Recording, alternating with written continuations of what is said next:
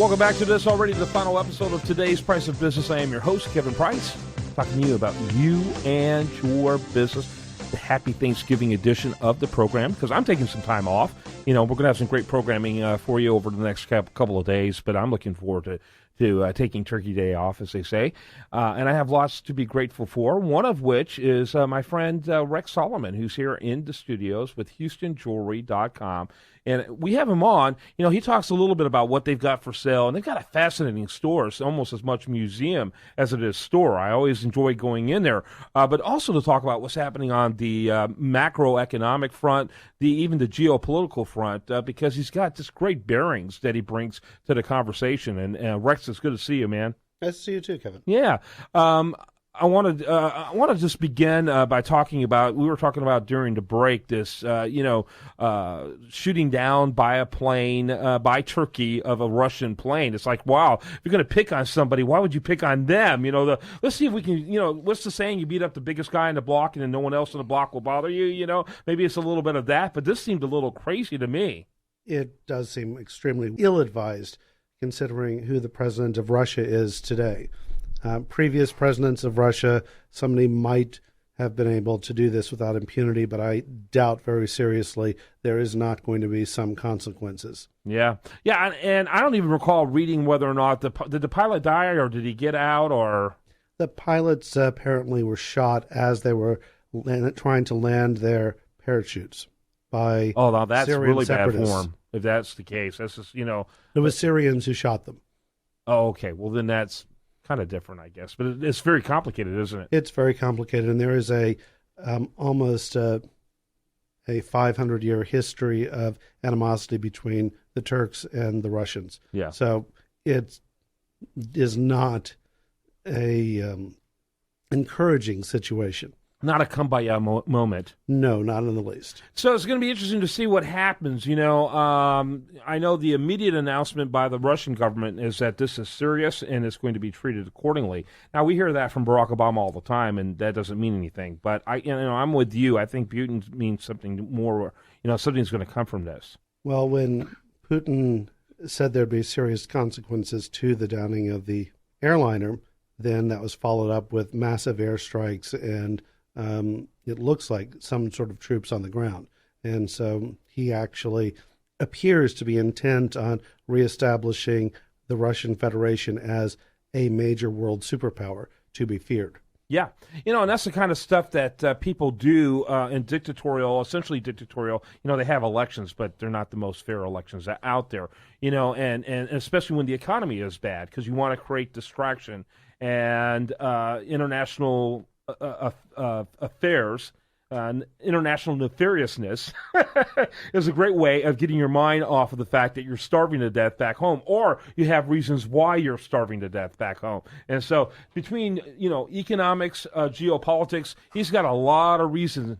He's got a lot of reason to misbehave. Well, to also rally the people and put together a unified national will to spur the economy in another aspect as well. So there's a lot of reasons. While the Turks may have had an incursion over their airspace over a couple of miles, and they may have radioed a number of times to the Russian jets for the Turks to shoot them down, that's really an aggressive act, which is probably not going to have positive outcome. Yeah. I think you're probably right, and I think it's going to be interesting to see what happens. Now, you talked about the fact that Russia militarily retaliated against, what happened with with ISIS, but ISIS isn't Turkey. I mean, it is recognized by everyone's state versus ISIS. Do you think it could become a military type action on the part of Russia? I hope not, because Turkey is in NATO, and all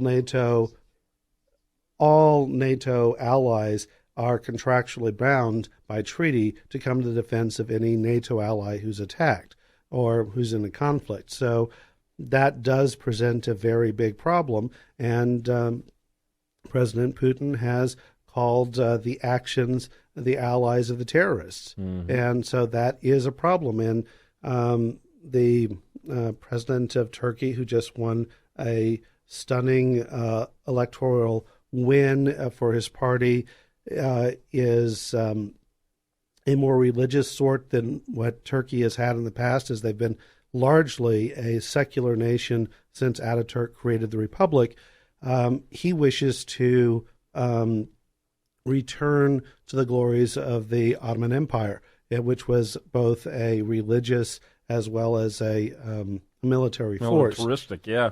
So we have somebody who probably feels more inclined to the conservative principles that the Islamic State espouses. Mm-hmm. Because the caliphate... You think he's actually sympathetic? He might be. I mean, the Sultan of the Ottoman Empire was the caliph. Yeah. The caliphate was based in Constantinople. So, that was the religious leader of the Muslim world was in Constantinople, which is Istanbul, Turkey today. So if there was going to be a restoration, it would be, I'm sure that the Turks felt that it's something part of their birthright. That's interesting. Do you think that there's a lot of sympathy potentially for ISIS in Turkey?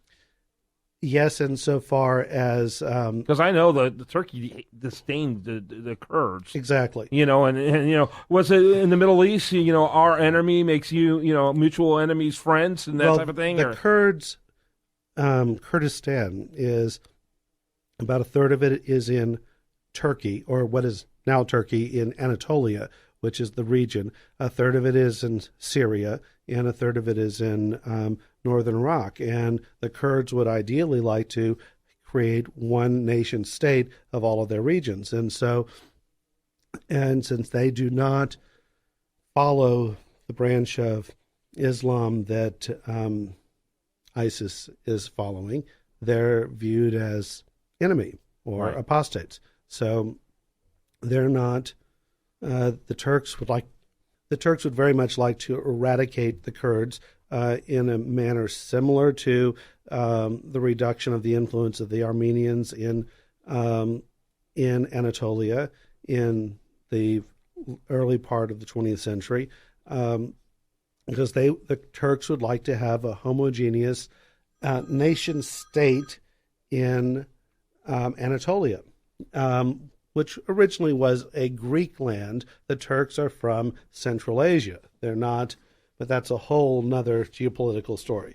But that's where their nation state is now, and they'd like it to be largely Turks. Yeah. This whole thing could get really complicated. It was what the bottom line is. And now David Cameron's going back to Parliament to ask for funding to be, an authorization to start heavy bombing the ISIS targets. He tried this a couple of years ago. It failed. But in light of what happened in Paris, there seems to be a high likelihood. This thing's only going to get hotter. Well, the problem is that we have large populations in Britain, France, Belgium, that are sympathetic to this cause. Those countries have not done a very good job of integrating the immigrants into their population and creating melting pot, as what has largely historically happened here or in Australia or in Canada. Mm-hmm. Yeah, no question about it. Interesting conversation with Rex Solomon, HoustonJewelry.com. I want to encourage you to check out his website. And, Rex, we got about 2 minutes left. I want to get some final thoughts from you about, what's happening out there in the larger economy that you're seeing, and what you're seeing from a consumer perspective as well. Consumers seem to be in a better mood in Houston. This last week and weekend, people are feeling upbeat.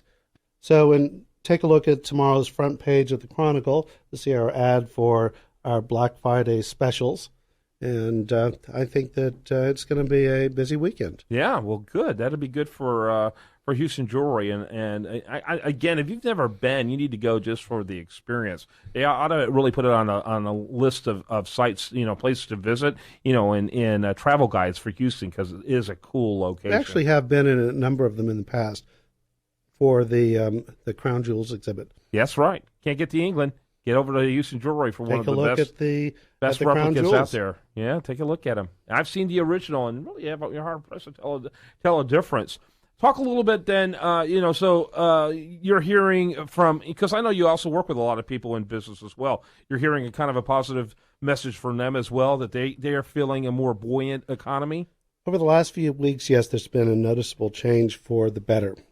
People seem to be a little bit more confident. There's a plan. People have an indication of the direction the Fed's going to go with monetary policy, and there's a acceptance of the $40 range oil. So they're able to plan a little bit better on what their discretionary spending is going to be. Yeah, very good. Rex Solomon, again, HoustonJewelry.com, and always delighted to have you on the program. Always a pleasure to be here. Good to see you.